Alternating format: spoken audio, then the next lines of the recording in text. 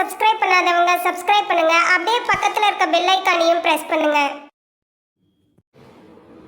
சிம்ம ராசி அன்பர்களுக்கு வணக்கம். சிம்ம ராசி காலபுருஷனுக்கு 5வது ராசி. மகம், பூரம், உத்திரம் முதல் பாதம் உள்ளடக்கிய சிம்ம ராசியுடைய அதிபதி இப்போ எங்கே இருக்கிறார்? துலாத்தில் இருக்கார், நீச்சமாக இருக்கார். ஆனால் நீச்ச பங்கம் பெறுகிறார். அதுதான் ரொம்ப முக்கியம். இந்த புதன் வீட்டில் சுக்கிரன் வீட்டில் புதன் இருக்கார். முதல் 17 நாள் அப்போ பரிவர்த்தனை ஆகுதா, அப்போ சூரியன் நீச்ச பங்கம் பெறுகிறார். கடைசி 13 நாள் சுக்கிரனே வந்து தன்னுடைய வீட்டில் ஆட்சி பெறுகிறார். அப்போது சூரியன் கண்டிப்பாக நீச்ச பங்கம் பெறுகிறார். அப்போ ராசிநாதன் நீச்ச நிலையில் இருந்தாலும் நீச்ச பங்கம் பெறுவதால் குறை ஒன்றும் இல்லை. அது வந்து முயற்சி ஸ்தானத்தில் இருக்கிறதால நீங்கள் எடுக்கின்ற எந்த முயற்சியாக இருந்தாலும் மாபெரும் வெற்றியை தேடித்தரும். இந்த ராசி அன்பர்கள் மகம், பூரம், உத்தரம் முதல் பாதத்தில் பிறந்தவர்கள். 2ஆம் இடத்து அதிபதி புதன் பரிவர்த்தனை யோகத்தில் உச்ச நிலை. 3ஆம் இடத்தில் 3 சுக்கிரன் ஆட்சி நிலை. 4 செவ்வாய் 4 கடைசி 20 நாள் ஆட்சி நிலை. 5 குரு 12 உச்ச நிலை. இப்படி கிரகங்களுடைய சஞ்சார நிலைகள் இந்த ஐப்பசி மாதம் இந்த சிம்ம ராசிக்கு சிறப்பாக இருக்கின்றனவா? சிறப்பாக இருக்கின்றன. 10 சுக்கிரன் நல்ல நிலையில் இருக்கிறார், ஆட்சி பீடத்தில் இருக்கிறார். அப்கோர்ஸ் 3ஆம் இடத்தில் முயற்சி ஸ்தானத்தில் இருக்கார். அதுவும் அவருடைய வீடு தான். துலாமும் ரிஷபத்துக்கு அதிபதி சுக்கிரன், துலாத்துக்கும் அதிபதி சுக்கிரன். இப்போ பாருங்க, 7 ராகு இருக்கார், 8 சனி இருக்கக்கூடாது. அஷ்டம சனி போயிட்டு இருக்கு. இருந்தாலும் ஒரு பார்வை கோடி நன்மை. அஷ்டமத்து சனி பலனே அது ஏற்கனவே வக்ரமா இருக்குன்னு நம்ம சொன்னோம்.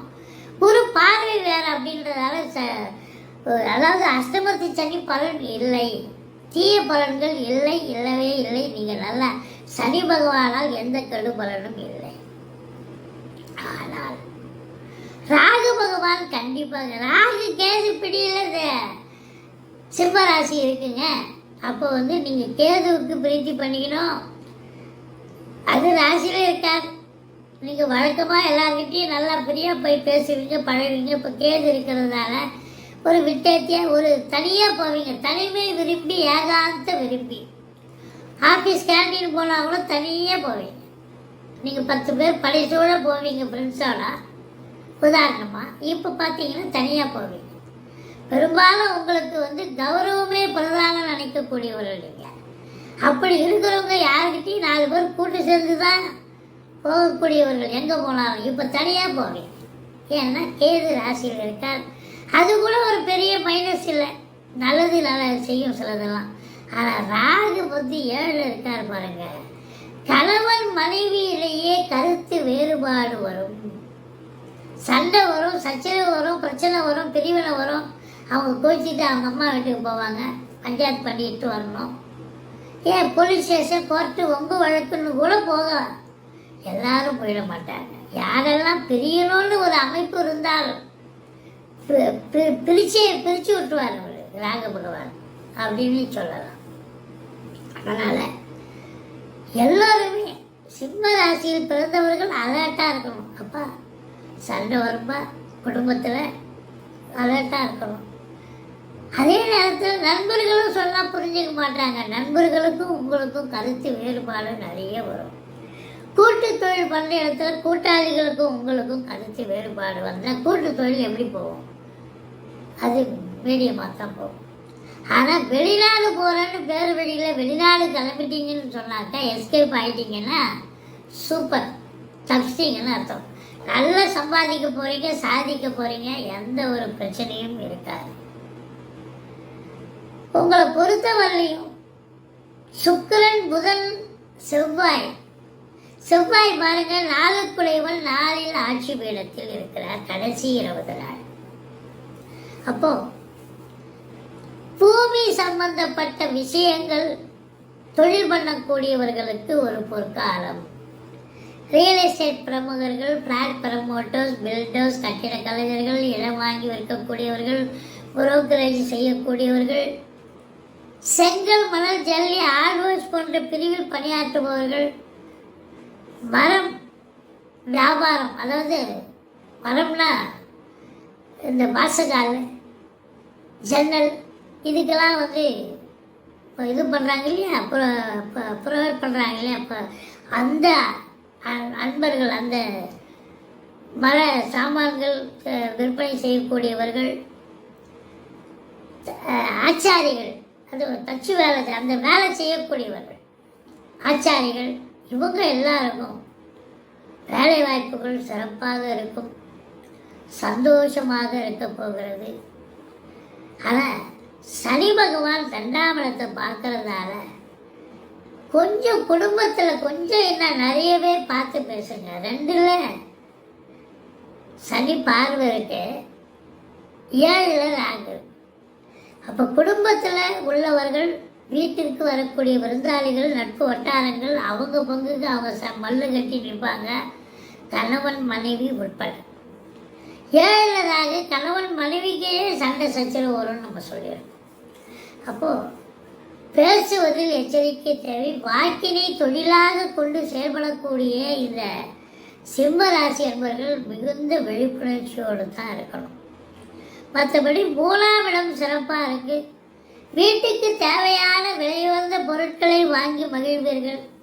உங்களை பொறுத்தவரையிலையும் பிள்ளைகளுக்கு செஸ் மெட்டீரியல், அவங்க படிக்கிற பிள்ளைகளுக்கு கம்ப்யூட்டர், லேப்டாப், பெண் பிள்ளையாக இருக்கும் பட்சத்தில் ஆர்னமெண்ட்ஸ், தங்கம், வெள்ளி என்று வாங்கி தரக்கூடிய ஒரு தருணம் இது.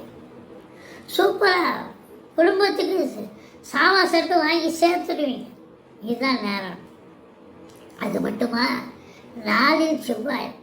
வீடு கட்டணும், வீடு வாங்கணும், ஃப்ளாட்டு வாங்கணும், பக்கத்தில் ஒரு இடம் காலி இடம் இருக்குது, விலைக்கு வருது, அதை வாங்கினோம், நமக்கு யூஸ்ஃபுல்லாக இருக்கும்.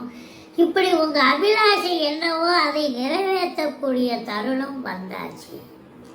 படிக்கிற பிள்ளைகள் நல்லா படிப்பாங்க. 6ஆம் இடத்தை குரு பார்ப்பதால் எதிரிகள் ஓடி ஒளிவார்கள். கடன் சுமை படிப்படியாக குறையும். கோர்ட்டில் கேஸ் எதாக இருந்தால் சாதகமாக தீர்ப்பு வரும்.